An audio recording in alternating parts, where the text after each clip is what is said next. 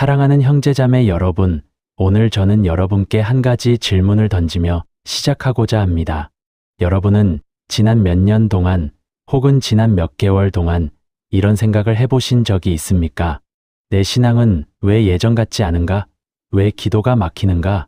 왜 말씀이 내 마음에 들어오지 않는가? 하나님은 나를 잊으신 것은 아닌가? 이것은 단순한 질문이 아닙니다. 이것은 많은 성도들이, 특별히 오랜 신앙생활을 해오신 여러분이 지금 이 순간 마주하고 있는 가장 현실적이고 절박한 영혼의 문제입니다. 여러분은 젊은 시절 뜨겁게 주님을 섬겼습니다. 새벽 기도에 달려갔고 전도지를 들고 골목을 누볐고 찬송을 부르며 눈물을 흘렸습니다. 그러나 지금은 어떻습니까? 몸은 무겁고 마음은 메마르고 기도는 형식적이고 교회는 의무처럼 느껴집니다. 자녀들은 멀어졌고 건강은 약해졌고 배우자와의 관계도 예전 같지 않습니다. 친구들은 하나둘 세상을 떠나고 당신은 점점 더 외로워집니다. 그리고 이런 상황 속에서 여러분은 스스로에게 묻습니다. 나는 지금도 하나님께 귀한 존재인가? 내 인생은 이제 끝나가는 것인가? 하나님은 나를 버리신 것은 아닌가? 오늘 저는 바로 이 질문에 대해 하나님의 말씀을 통해 분명하고 확실한 답을 드리고자 합니다. 그리고 이것은 제 의견이 아닙니다. 이것은 영원히 변치 않는 하나님의 진리입니다. 영적 침체란 무엇인가? 먼저 우리는 영적 침체가 무엇인지 정확히 이해해야 합니다. 영적 침체란 무엇입니까? 그것은 하나님과의 관계가 단절된 것처럼 느껴지는 상태입니다. 기도가 응답되지 않는 것처럼 여겨지고, 말씀이 생명력을 잃은 것처럼 보이고, 예배가 무의미하게 느껴지는 상태입니다. 그것은 영혼이 무기력하고 소망이 사라지고 하나님의 임재를 느낄 수 없는 상태입니다. 시편 42편을 펼쳐보십시오. 이것은 영적 침체를 경험하는 영혼의 가장 정직한 고백입니다. 하나님이여 사슴이 시냇물을 찾기에 갈급함 같이 내 영혼이 주를 찾기에 갈급하니이다. 내 영혼이 하나님 곧 살아계시는 하나님을 갈망하나니 내가 어느 때에 나아가서 하나님의 얼굴을 배울까? 사람들이 종일 내게 하는 말이 내 하나님이 어디 있느냐 하니 내 눈물이 주야로 내 음식이 되었도다. 이것이 영적 침체입니다. 목마른 사슴처럼 하나님을 갈망하지만 그분을 찾을 수 없는 것처럼 느껴지는 상태입니다. 사람들은 묻습니다. 내 하나님이 어디 있느냐? 그리고 더 끔찍한 것은 당신 자신도 같은 질문을 던지고 있다는 것입니다. 시편 기자는 계속해서 말합니다. 내 영혼아, 내가 어찌하여 낙심하며 어찌하여 내 속에서 불안해하는가? 여기서 우리는 중요한 것을 발견합니다. 이 사람은 신앙을 포기한 사람이 아닙니다. 이 사람은 여전히 하나님을 찾고 있습니다. 그러나 그는 낙심하고 있습니다. 그는 불안해하고 있습니다. 그는 영적 침체 속에 있습니다. 여러분, 이것이 바로 여러분의 모습이 아닙니까? 여러분은 하나님을 떠난 것이 아닙니다. 여러분은 여전히 교회에 나오고 여전히 기도하려 애쓰고 여전히 말씀을 펼칩니다. 그러나 당신의 영혼은 낙심하고 있습니다. 당신의 마음은 불안해하고 있습니다. 영적 침체는 성도의 자연스러운 전투다. 이제 우리는 한 가지 중요한 사실을 직시해야 합니다. 영적 침체는 성도의 삶에서 비정상적인 것이 아닙니다. 오히려 그것은 우리가 필연적으로 마주하게 되는 영적 전투의 일부입니다. 이것은 당신이 신앙이 없어서가 아닙니다. 이것은 당신이 죄를 지어서도 아닙니다. 물론 때로는 죄가 원인일 수 있습니다. 그러나 많은 경우 영적 침체는 단순히 우리가 이 땅에서 살아가는 연약한 피조물이라는 사실 때문에 찾아옵니다. 구약의 위대한 선지자 엘리야를 보십시오. 그는 갈멜산에서 바알 선지자 450명을 대적하여 승리했습니다. 하늘에서 불이 내려왔고 백성들이 여호와 그가 하나님이시로다라고 외쳤습니다. 그러나 바로 그 다음 장면에서 엘리야는 어디에 있습니까? 그는 로뎀나무 아래 앉아 죽기를 구하고 있습니다. 여호와여 넉넉하오니 지금 내 생명을 거두시옵소서. 왜 그렇습니까? 이세벨의 위협 때문입니까? 부분적으로는 그렇습니다. 그러나 더 근본적인 이유는 엘리야가 인간이었기 때문입니다. 그는 피곤했습니다. 그는 두려웠습니다. 그는 외로웠습니다. 그의 감정이 그를 압도했습니다. 다윗을 보십시오. 여호와는 나의 목자시니 내게 부족함이 없으리로다라고 고백했던 그 다윗이 시편 13편에서는 이렇게 외칩니다. 여호와여 어느 때까지니이까 나를 영원히 잊으시나이까? 주의 얼굴을 나에게서 언제까지 숨기시겠나이까? 여러분, 이것이 무엇을 말합니까? 이것은 영적 침체가 믿음이 없는 사람의 문제가 아니라는 것입니다. 오히려 그것은 믿음의 사람들이 겪는 현실적인 전투입니다. 여러분은 30년 혹은 그 이상을 신앙생활 해오셨습니다. 여러분은 많은 전투를 치렀습니다. 가난과 싸웠고, 질병과 싸웠고, 자녀 문제로 눈물 흘렸고, 사업의 실패를 겪었고, 사랑하는 사람들과의 이별을 경험했습니다. 그리고 지금 여러분의 몸은 약해지고 있습니다. 무릎은 아프고, 눈은 침침하고, 기억력은 예전 같지 않습니다. 이런 상황에서 영적 침체를 경험하는 것은 너무나 자연스러운 일입니다. 그것은 당신의 신앙이 가짜라는 증거가 아닙니다. 오히려 그것은 당신이 여전히 이 전투의 한가운데 있다는 증거입니다. 그렇다면 영적 침체의 근본 원인은 무엇입니까? 많은 사람들은 이렇게 생각합니다. 나는 감정이 약해서 그래. 나는 원래 우울한 성격이야. 나는 감정적으로 문제가 있어. 그러나 이것은 진정한 원인이 아닙니다. 마틴 로이드 존슨 목사님은 이 문제에 대해 매우 명확하게 말씀하셨습니다. 영적 침체의 근본 원인은 감정의 문제가 아니라 생각의 문제입니다. 더 정확히 말하면 그것은 우리가 우리 자신에게 말을 하도록 허용하는 대신 우리 자신에게 말을 듣고 있기 때문입니다. 무슨 뜻입니까? 시편 42편으로 다시 돌아가 보십시오. 내 영혼아, 내가 어찌하여 낙심하며 어찌하여 내 속에서 불안해하는가? 여기서 시편 기자는 무엇을 하고 있습니까? 그는 자기 자신과 대화하고 있습니다. 그는 자기 영혼에게 질문을 던지고 있습니다. 너는 왜 낙심하고 있느냐? 너는 왜 불안해하고 있느냐? 이것이 핵심입니다. 대부분의 사람들은 자기 자신의 생각과 감정에 끌려다닙니다. 아침에 일어나면 우울한 생각이 찾아옵니다. 오늘도 의미 없는 하루겠지. 나는 늙었어. 나는 쓸모없어. 그리고 당신은 그 생각을 그대로 받아들입니다. 당신은 그 생각에게 말을 듣고 있습니다. 당신의 몸이 아프면 두려움이 찾아옵니다. 나는 곧 죽을 거야. 하나님은 나를 치료해 주지 않으실 거야. 그리고 당신은 그 두려움에게 말을 듣습니다. 당신의 자녀가 교회를 떠나면 정죄감이 찾아옵니다. 내가 잘못 키웠어. 나는 실패한 부모야. 하나님도 나를 실망하셨을 거야. 그리고 당신은 그 정죄감에게 말을 듣습니다.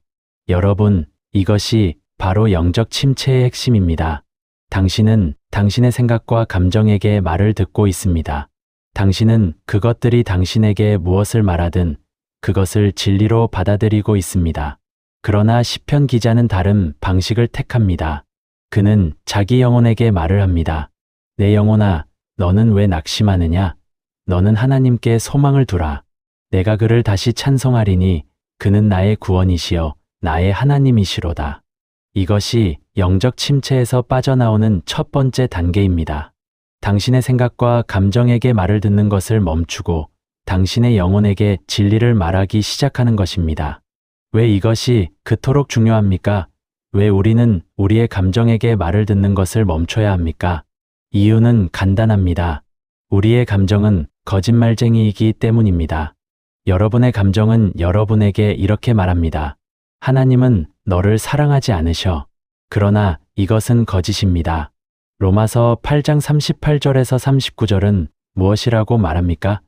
내가 확신하노니 사망이나 생명이나 천사들이나 권세자들이나 현재 일이나 장래의 일이나 능력이나 높음이나 깊음이나 다른 어떤 피조물이라도 우리를 우리 주 그리스도 예수 안에 있는 하나님의 사랑에서 끊을 수 없으리라. 여러분의 감정은 여러분에게 이렇게 말합니다. 하나님은 너를 버리셨어. 그러나 이것은 거짓입니다. 히브리서 13장 5절은 무엇이라고 말합니까? 그가 친히 말씀하시기를 내가 결코 너희를 버리지 아니하고 너희를 떠나지 아니하리라 하셨느니라. 여러분의 감정은 여러분에게 이렇게 말합니다. 너는 이제 쓸모없어. 내 인생은 끝났어. 그러나 이것은 거짓입니다. 이사야 46장 4절은 무엇이라고 말합니까? 너희가 노년에 이르기까지 내가 그리하겠고 백발이 되기까지 내가 너희를 품으리라. 내가 지었은즉 않을 것이요 내가 품을 것이요 내가 구하여 구원하리라. 여러분 보십시오. 당신의 감정이 말하는 것과 하나님의 말씀이 말하는 것 사이에는 엄청난 차이가 있습니다. 그리고 당신은 선택해야 합니다. 당신은 누구의 말을 믿을 것입니까? 변덕스럽고 불안정한 당신의 감정입니까?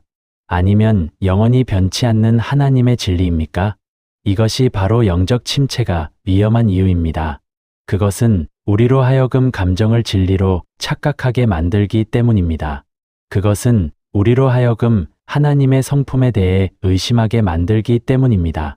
여러분은 지금 외롭습니까? 그렇다면 당신의 감정은 아무도 너를 사랑하지 않아라고 말할 것입니다. 그러나 진리는 무엇입니까? 하나님은 여전히 당신을 사랑하십니다. 그분의 사랑은 당신의 외로움과는 아무런 상관이 없습니다. 여러분은 지금 병들어 있습니까? 그렇다면 당신의 감정은 하나님은 너를 고쳐주지 않으실 거야 라고 말할 것입니다. 그러나 진리는 무엇입니까? 하나님은 선하신 분이시고 그분의 계획은 완전합니다. 그분이 당신을 지금 치료하시든 나중에 치료하시든 혹은 천국에서 완전하게 만드시든 그분의 계획은 당신을 향한 사랑에서 나온 것입니다. 이제 우리는 가장 중요한 진리에 도달했습니다. 그것은 바로 이것입니다. 하나님은 당신을 버리지 않으셨습니다. 여러분, 이것을 분명히 하십시오. 당신이 어떻게 느끼든 당신의 상황이 어떠하든 하나님은 당신을 버리지 않으셨습니다. 이사야 41장 10절을 보십시오. 두려워하지 말라. 내가 너와 함께 함이라. 놀라지 말라. 나는 내 하나님이 됨이라. 내가 너를 굳세게 하리라. 참으로 너를 도와주리라. 참으로 나의 의로운 오른손으로 너를 붙들리라. 여기서 하나님은 네 가지를 약속하십니다. 첫째, 내가 너와 함께한다. 둘째, 나는 내 하나님이다. 셋째, 내가 너를 굳세게 한다. 넷째, 내가 너를 붙든다. 이것은 조건부 약속이 아닙니다. 하나님은 만약 내가 충분히 기도하면 혹은 만약 내가 충분히 선하면 이라고 말씀하지 않으십니다. 그분은 단순히 내가 너와 함께 한다고 선언하십니다. 로마서 8장으로 가보십시오. 이 장은 영적 침체를 경험하는 모든 성도가 반드시 붙들어야 할 말씀입니다. 그러므로 이제 그리스도 예수 안에 있는 자에게는 결코 정죄함이 없나니 1절. 결코 정죄함이 없습니다.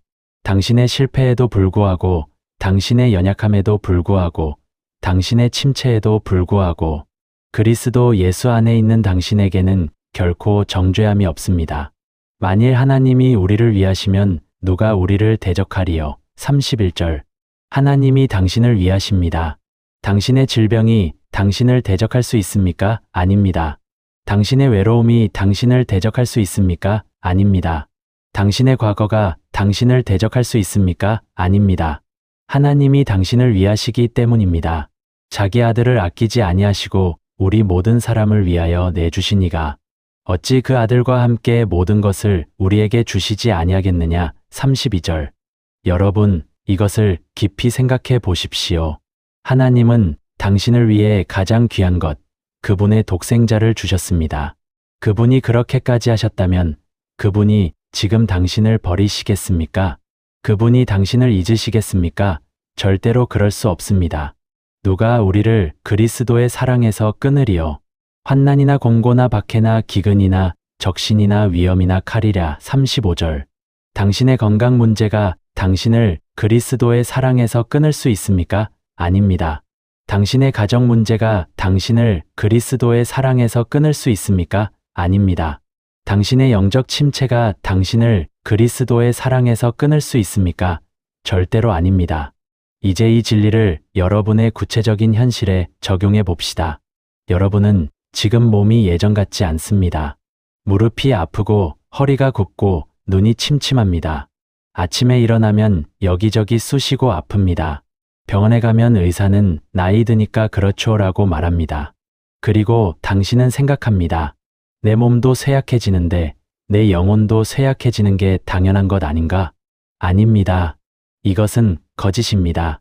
고린도후서 4장 16절을 보십시오. 그러므로 우리가 낙심하지 아니하노니 우리의 겉사람은 낡아지나 우리의 속사람은 날로 새로워지느니라. 여러분의 겉사람은 낡아지고 있습니다. 이것은 사실입니다. 그러나 여러분의 속사람은, 여러분의 영혼은 날로 새로워질 수 있습니다. 아니, 새로워져야 합니다. 당신의 영적 생명은 당신의 육체적 건강과는 별개입니다.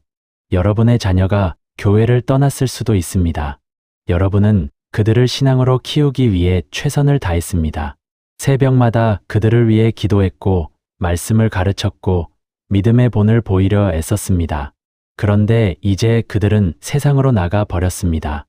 그리고 당신은 자책합니다. 내가 뭘 잘못했을까? 하나님도 나를 실패한 부모로 보시는 건 아닐까? 그러나 들으십시오. 당신의 자녀의 선택이 하나님께 대한 당신의 가치를 결정하지 않습니다. 하나님은 당신을 당신 자녀의 신앙 상태로 평가하지 않으십니다. 그분은 당신을 그리스도의 의로 보십니다. 그리고 이것을 기억하십시오. 당신이 당신의 자녀를 위해 드린 기도는 결코 헛되지 않습니다. 그 기도들은 하나님 앞에 상달되었고 하나님은 그것들을 기억하십니다.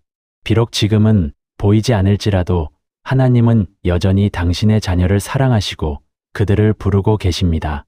여러분의 배우자와의 관계가 예전 같지 않을 수도 있습니다. 젊었을 때는 서로를 바라보며 사랑을 확인했지만 이제는 말도 줄어들고 함께 있어도 외롭습니다. 오랜 세월을 함께 살다 보니 서로의 약점만 보이고 작은 일에도 짜증이 납니다. 그리고 당신은 생각합니다. 이게 내가 꿈꾸던 삶인가? 그러나 하나님은 당신에게 새로운 관점을 주십니다. 에베소서 5장은 부부관계를 그리스도와 교회의 관계로 비유합니다. 당신의 결혼이 완벽하지 않을지라도 그것은 여전히 하나님의 은혜가 임하는 장소입니다. 하나님은 당신과 당신의 배우자 모두를 사랑하시고 당신들의 관계를 통해서도 그분의 영광을 나타내기 원하십니다. 여러분은 친구들을 잃고 있습니다. 함께 신앙생활했던 동역자들이 하나둘 세상을 떠나고 있습니다. 장례식에 참석하는 횟수가 점점 늘어나고 당신은 생각합니다. 다음은 나일까? 그리고 두려움이 밀려옵니다. 그러나 빌립보서 1장 21절을 기억하십시오. 이는 내게 사는 것이 그리스도니 죽는 것도 유익함이라. 여러분, 죽음은 성도에게 끝이 아닙니다. 그것은 새로운 시작입니다. 그것은 이 쇠약한 몸을 벗고 영광스러운 몸을 입는 것입니다. 그것은 보이는 것으로 행하는 신앙에서 얼굴과 얼굴을 대하는 만남으로 옮겨가는 것입니다. 당신이 두려워하는 것은 죽음 그 자체가 아닙니다. 당신이 두려워하는 것은 당신이 의미 없는 존재가 되는 것입니다. 그러나 그리스도 안에서 당신은 결코 의미 없는 존재가 아닙니다. 당신은 하나님의 자녀이고 하늘의 시민이고 영원한 생명을 가진 자입니다. 이제 우리는 가장 실제적인 질문에 답해야 합니다. 그렇다면 나는 어떻게 이 영적 침체에서 빠져나올 수 있는가? 저는 여러분께 세 가지 길을 제시하고자 합니다. 이것은 제 생각이 아닙니다. 이것은 성경이 우리에게 보여주는 명확한 길입니다. 첫째, 말씀으로 돌아가십시오. 영적 침체에서 빠져나오는 첫 번째 길은 하나님의 말씀으로 돌아가는 것입니다. 여러분은 아마도 이렇게 말할 것입니다. 목사님, 저는 성경을 읽습니다. 그런데도 아무 느낌이 없습니다. 여러분, 이것이 바로 문제입니다. 당신은 성경을 느낌을 위해 읽고 있습니다. 당신은 감정적인 고향을 기대하며 말씀을 펼칩니다. 그러나 말씀은 당신의 감정을 만족시키기 위해 주어진 것이 아닙니다. 말씀은 당신의 생각을 변화시키기 위해 주어진 것입니다. 로마서 10장 17절은 무엇이라고 말합니까? 그러므로 믿음은 들음에서 나며 들음은 그리스도의 말씀으로 말미암았느니라. 믿음은 느낌에서 나오지 않습니다. 믿음은 들음에서 나옵니다. 그리고 들음은 그리스도의 말씀으로 말미암습니다. 당신이 영적 침체 속에 있을 때 당신에게 필요한 것은 새로운 감정이 아닙니다. 당신에게 필요한 것은 진리입니다. 그리고 그 진리는 하나님의 말씀 속에 있습니다. 그렇다면 어떻게 말씀을 읽어야 합니까? 첫째, 규칙적으로 읽으십시오. 느낌이 있든 없든, 읽고 싶든 말든, 매일 정해진 시간에 말씀을 펼치십시오. 이것은 훈련입니다. 당신의 영혼은 훈련이 필요합니다. 둘째, 천천히 읽으십시오. 많은 분량을 읽으려고 서두르지 마십시오. 한 구절을 읽고 그것을 곱씹으십시오. 그것이 무엇을 말하는지 생각하십시오. 그것이 당신의 상황에 어떻게 적용되는지 묵상하십시오. 셋째, 소리 내어 읽으십시오. 당신의 귀로 들으십시오. 믿음은 들음에서 나며 기억하십니까? 당신의 영혼이 진리를 듣게 하십시오. 넷째, 약속의 말씀들을 기억하십시오. 이사야 41장 10절, 로마서 8장 38절 39절, 히브리서 13장 5절 같은 약속들을 암송하십시오. 그리고 의심이 찾아올 때 그 약속들을 당신의 영혼에게 말하십시오. 저는 한 성도를 알고 있습니다. 그분은 80대 노인이셨는데 심각한 우울증을 겪고 있었습니다. 그분은 더 이상 살고 싶지 않다고 말했습니다. 그러나 그분은 한 가지 결단을 하셨습니다. 매일 아침 시편 한 장씩을 소리내어 읽기로 한 것입니다. 처음에는 아무 변화도 없었습니다. 그분은 여전히 우울했고 말씀은 메마르게 느껴졌습니다. 그러나 그분은 계속하셨습니다. 한 달이 지나고 두 달이 지나자 변화가 일어나기 시작했습니다. 그분의 생각이 바뀌기 시작했습니다. 그분의 관점이 달라지기 시작했습니다. 그리고 6개월 후 그분은 저에게 이렇게 말씀하셨습니다. 목사님, 제 감정은 여전히 오르락내리락 합니다. 그러나 이제 저는 제 감정이 진리가 아니라는 것을 압니다. 하나님의 말씀이 진리입니다. 둘째, 성령께 의지하십시오. 영적 침체에서 빠져나오는 두 번째 길은 성령께 의지하는 것입니다. 여러분, 이것을 이해하십시오. 당신은 혼자가 아닙니다. 당신이 그리스도를 믿는 순간 성령께서 당신 안에 거하십니다. 그리고 성령은 단지 당신 안에 계시기만 하는 것이 아닙니다. 그분은 적극적으로 당신을 돕고 계십니다. 로마서 8장 26절, 27절을 보십시오. 이와 같이 성령도 우리의 연약함을 도우시나니 우리는 마땅히 기도할 바를 알지 못하나 오직 성령이 말할 수 없는 탄식으로 우리를 위하여 친히 간구하시느니라.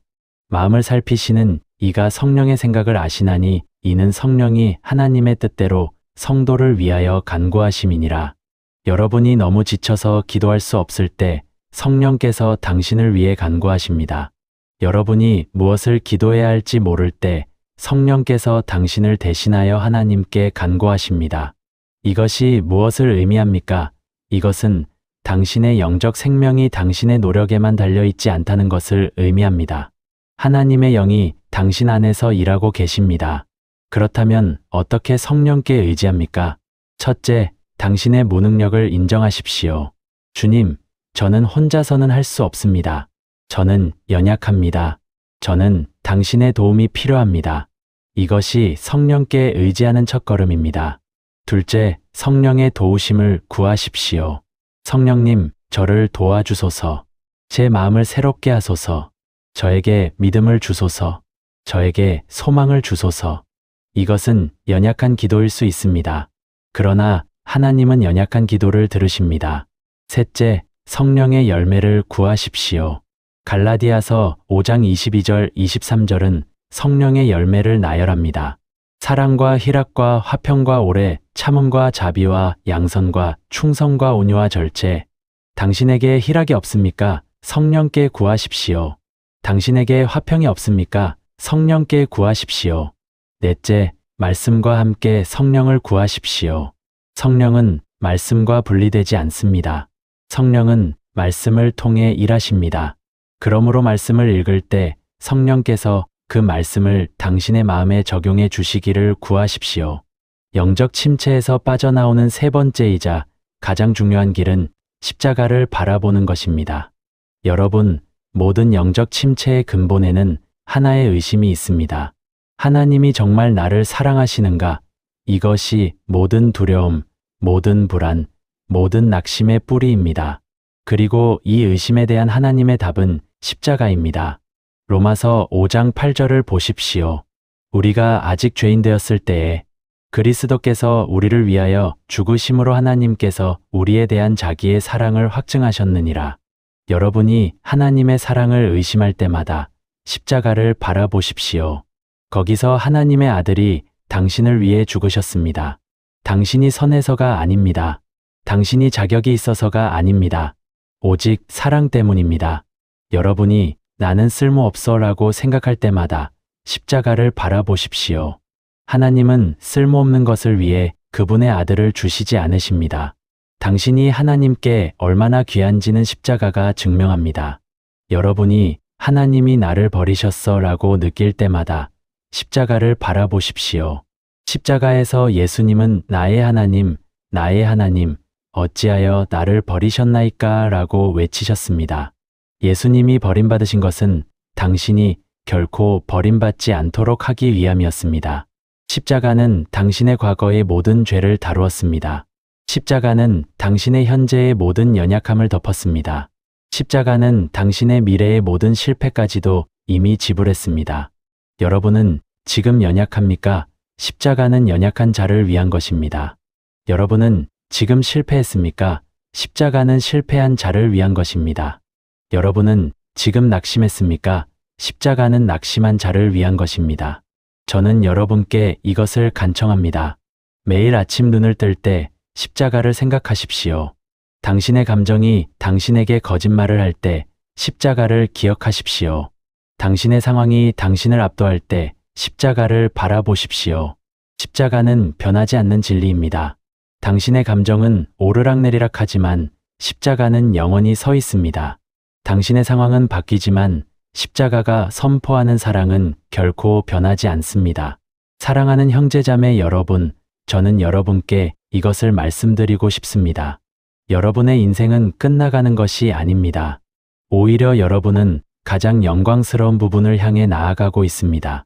시편 92편 12절에서 14절을 보십시오. 의인은 종려나무같이 번성하며 레바논의 백향목같이 성장하리로다. 여호와의 집에 심겼으며 우리 하나님의 뜰 안에서 번성하리로다. 그들은 늙어도 여전히 결실하며 진액이 풍족하고 빛이 청청하니 늙어도 여전히 결실하며 이것이 하나님의 약속입니다. 당신의 나이는 당신의 쓸모를 결정하지 않습니다. 당신의 건강은 당신의 가치를 결정하지 않습니다. 하나님은 당신이 늙어도 결실하기를 원하십니다. 무슨 결실입니까? 반드시 외적인 활동이 아닙니다. 그것은 내적인 성숙일 수 있습니다. 그것은 더 깊은 평안일 수 있습니다. 그것은 더 단단한 믿음일 수 있습니다. 그것은 더 온유한 성품일 수 있습니다. 모세를 보십시오. 그는 80세에 하나님의 부르심을 받았습니다. 갈렙을 보십시오. 그는 85세에 내가 아직 강건하니 이 산지를 내게 주소서라고 말했습니다. 안나를 보십시오. 그분은 여전히 여러분을 통해 일하기를 원하십니다. 그분은 여전히 여러분에게 목적을 가지고 계십니다. 여러분의 기도는 여전히 힘이 있습니다. 여러분의 지혜는 여전히 필요합니다. 여러분의 믿음은 여전히 다음 세대에게 본이 됩니다. 그리고 무엇보다도 여러분은 영광을 향해 나아가고 있습니다. 바울은 고린도후서 4장 17절 18절에서 이렇게 말합니다. 우리가 잠시 받는 환난에 경한 것이 지극히 크고 영원한 영광에 중한 것을 우리에게 이루게 함이니 우리가 주목하는 것은 보이는 것이 아니요 보이지 않는 것이니 보이는 것은 잠깐이요 보이지 않는 것은 영원함이라. 여러분의 쇠약한 몸은 잠깐입니다. 여러분의 고통은 잠깐입니다. 그러나 여러분을 기다리는 영광은 영원합니다. 그리고 그날이 가까이 오고 있습니다. 사랑하는 형제자매 여러분, 이제 우리는 결론에 도달했습니다. 당신이 지금 영적 침체 속에 있다면 이것을 기억하십시오. 첫째, 당신의 감정은 진리가 아닙니다. 하나님의 말씀이 진리입니다. 둘째, 하나님은 당신을 버리지 않으셨습니다. 그분의 약속은 변하지 않습니다. 셋째, 당신은 혼자가 아닙니다. 성령께서 당신 안에 계시고 당신을 위해 간구하고 계십니다. 넷째, 십자가는 하나님의 사랑을 영원히 증명합니다. 다섯째, 당신의 인생은 끝나지 않았습니다. 하나님은 여전히 당신을 통해 일하기를 원하십니다. 그렇다면 지금 무엇을 해야 합니까? 시편 기자가 했던 것을 하십시오. 당신의 영혼에게 말하십시오. 내 영혼아, 내가 어찌하여 낙심하며 어찌하여 내 속에서 불안해하는가? 너는 하나님께 소망을 두라. 그가 나타나 도우심으로 말미암아 내 하나님을 여전히 찬송하리로다. 매일 아침 이렇게 선포하십시오. 하나님은 나를 사랑하신다. 그분은 나를 버리지 않으셨다. 그분의 약속은 확실하다. 내가 비록 연약하지만 그분은 강하시다. 내가 비록 낙심하지만 그분은 신실하시다. 내가 비록 늙었지만 그분은 여전히 나를 사용하신다. 그리고 당신의 눈을 십자가에 고정하십시오. 거기서 모든 답을 찾을 수 있습니다. 거기서 하나님의 사랑을 볼 수 있습니다. 거기서 당신의 구원이 확정되었습니다. 혹시 이 자리에 아직 그리스도를 믿지 않는 분이 계십니까? 혹시 당신은 오랫동안 교회에 다녔지만 진정으로 거듭나지 않은 분입니까? 오늘 이 시간이 당신의 기회입니다. 그리스도께서 당신을 부르고 계십니다. 그분은 당신의 죄를 위해 십자가에서 죽으셨습니다. 그분은 당신을 의롭게 하기 위해 부활하셨습니다. 당신이 해야 할 일은 단순합니다. 당신의 죄를 인정하고 그리스도를 믿고 그분께 당신의 삶을 맡기는 것입니다. 그러면 당신은 영원한 생명을 얻을 것이고 당신의 영혼은 결코 끊을 수 없는 평안을 누릴 것입니다. 이제 저와 함께 기도하시겠습니까? 마음으로 함께 고백하십시오. 하나님 아버지, 저는 오늘 제 연약함을 고백합니다. 저는 영적 침체 속에 있습니다. 제 영혼은 낙심하고 제 마음은 불안합니다. 그러나 저는 오늘 당신의 말씀을 선택합니다. 저는 제 감정보다 당신의 진리를 믿기로 결단합니다. 주님, 당신은 저를 버리지 않으셨습니다. 당신은 저를 사랑하십니다. 당신은 저를 위해 당신의 아들을 주셨습니다. 십자가가 이것을 증명합니다. 성령님, 저를 도와주소서. 제가 혼자 힘으로는 할 수 없습니다. 저를 새롭게 하소서. 제 생각을 변화시켜 주소서. 제게 믿음을 주소서.